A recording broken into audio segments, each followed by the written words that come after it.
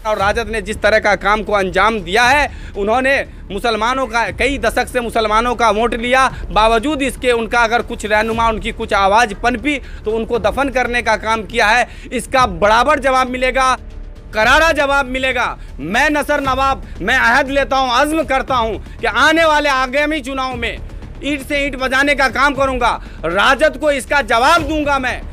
देखिए, बीजेपी और आरएसएस के तर्ज अमल पर जिस तरह से राजद परिवार के लोगों ने ऑल इंडिया मजलिस-ए-इत्तेहादुल मुस्लिमीन के 4 विधायकों को तोड़ करके अपने पार्टी में राजद में विलय किया है, मैं एक बात आप सब लोगों को याद दिला दूं कि जब ये चारों विधायक जब जीते थे तो इनको इस्तकबाल और खैर मकदम के लिए हैदराबाद दारुस्सलाम में सदर बैरिस्टर अलहाज जनाब असदुद्दीन ओवैसी साहब ने इनको हैदराबाद बुलाया था।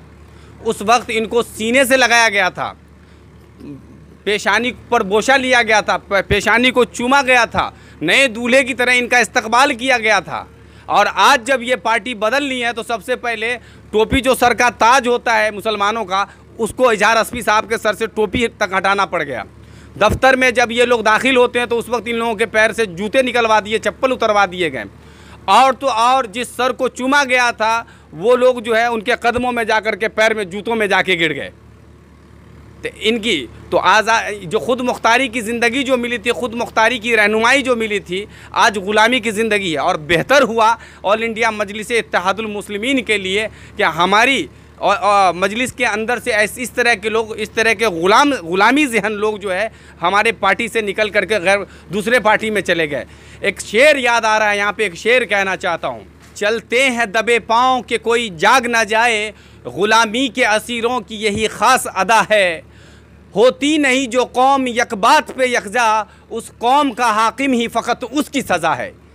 तो ऐसे इस तरह के लोगों के लिए, जिस तरह के हाकिम और जिस तरह के खेमा को इख्तियार किया है इन लोगों ने, उसकी सज़ा फ़कत इतनी सी है कि उनको जूते में गिरना पड़ेगा, दर दर भटकना पड़ेगा। उनकी सियासी ज़िंदगी तो ख़त्म हुई, लेकिन याद रखिए जिस कौम को धोखा दे करके, जिस परचम के तले उन्होंने फ़तह पा करके उसको धोखा दे करके जहाँ गए हैं वो कभी खुश नहीं होंगे। शहनवाज साहब की बात करें हम, उन्होंने अपने अभी एक ट्विटर अकाउंट से उन्होंने एक मैसेज दिया कि हमारे अब्बू मरहूम ये ऐसा नसीहत कर गए थे।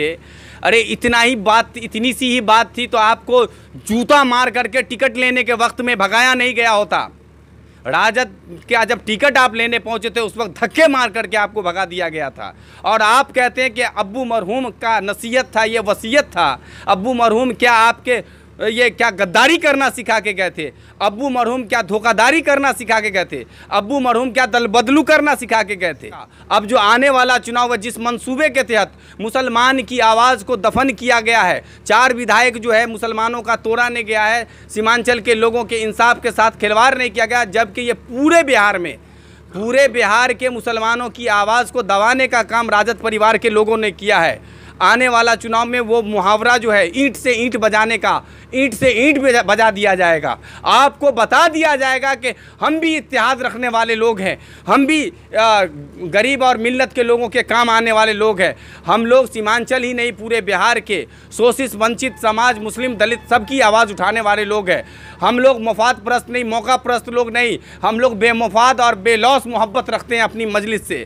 और आपने जिस तरह का राजद परिवार और राजद ने जिस तरह का काम को अंजाम दिया है, उन्होंने मुसलमानों का कई दशक से मुसलमानों का वोट लिया, बावजूद इसके उनका अगर कुछ रहनुमा उनकी कुछ आवाज़ पनपी तो उनको दफन करने का काम किया है। इसका बराबर जवाब मिलेगा, करारा जवाब मिलेगा।